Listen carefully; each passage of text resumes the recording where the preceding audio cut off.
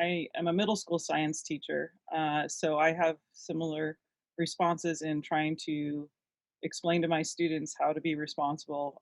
And we had just finished teaching climate change, Mm. and a lot of my quilts I can't necessarily show to my students, and I wanted to make something that I could. So there's no nudity in this one. But I wanted to look at some of the things, my students are like, well, we're already doing this. We have windmills because we have a lot of those out here in Southern California, and we're recycling and we're doing this. And I'm like, it's not enough.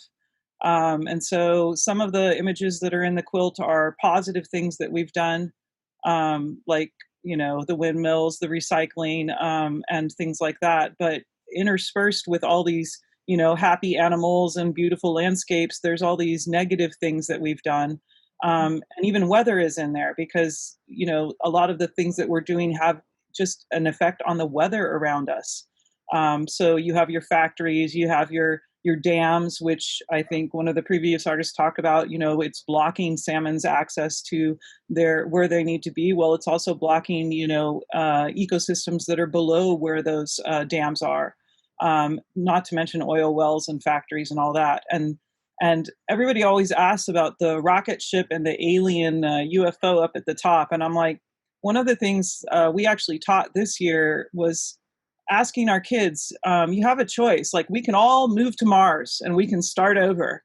And so, what does that look like? Or we can stay here and fix what we have.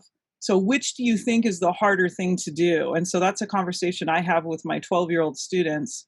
And then I'm like, and the alien's coming here because they've already destroyed their planet. So, it's just kind of a way to have a conversation about we are doing our little tiny things, but we need to make decisions about bigger things. Like, I talk to my mom sometimes. She's like, you can't take my car. I'm like, I don't want to take your car.